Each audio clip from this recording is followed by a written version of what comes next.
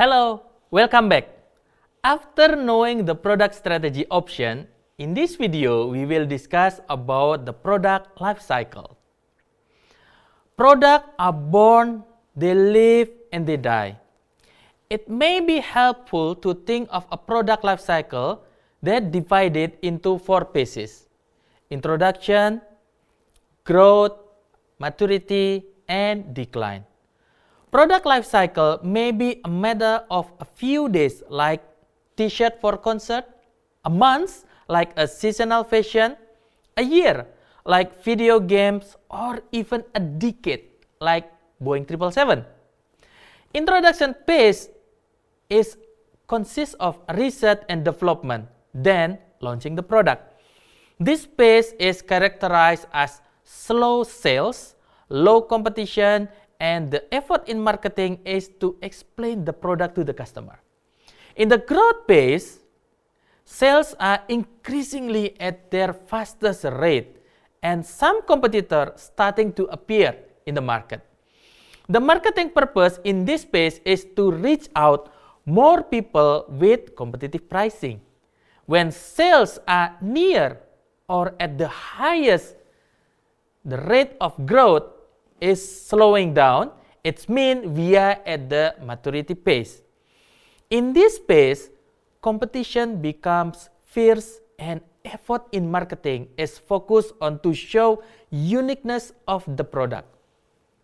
At the final stage of the product life cycle, sales begin to fall. And to maintain competitiveness, discount and bundling is usually used as a pricing strategy. Related with the cash flow in the product life cycle, the cost of development and production in the introduction phase increase exponentially and gradually decrease while the sales is following this trend, but with shifting time period. This creates negative cash flow in the beginning of product life cycle. If the company can pass through this valley of death, the product will survive in the market. Periodic examination of product is appropriate because strategies change as product move through their life cycle. Along with the product life cycle, product development pass through phases of conceptual design, detailed design and prototyping, manufacturing, distribution, and disposal. Through that phase, costs committed increase exponentially, followed by the incurred costs, while the ease of change is gradually decreased. That means it is harder to change the product design and specification when it is reaching the distribution, and it is easier to change when it is still in the conceptual design or in the prototype. When we talk about product life cycle, it is certainly important to discuss about technology adoption along the product life cycle. Innovators, which are about 2.5% of the customer in the market, are the first individual to adopt innovation. Innovators are willing to take risks, young in age, have the highest social class, have great financial lucidity, very social, have closest contact to scientific source and interaction with others innovator. The second category is early adopter, which is about 13.5%. This is the second fastest category of individual who adopt an innovation. Early adopters are typically younger in age, have a higher social status, have more financial lucidity, advanced education, and are more socially forward than late adopters. In the early adopters, there is a period called chasm that refers to the transition from the early market into the mainstream.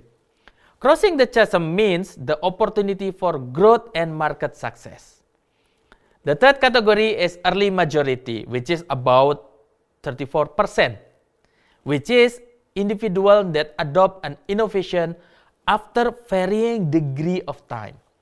This time of adoption is significantly longer than the innovators and early adopters. Early majority tend to be slower in adoption process, have above average social status, contact with early adopters, and seldom hold position of opinion leader in the system. Late majority, which consists of about 34%, will adopt an innovation after the average member of the society already adopt.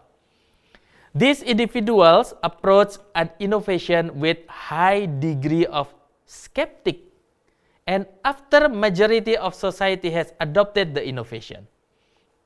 Lastly, laggards, which is about 16%, are the individual or the last individual to adopt the innovation. Unlike some of the previous categories, these individuals typically have an aversion to change agent and tend to be advanced in age. So, this is the end of our discussion on product lifecycle and its all related aspect about that. See you in the next video and thank you.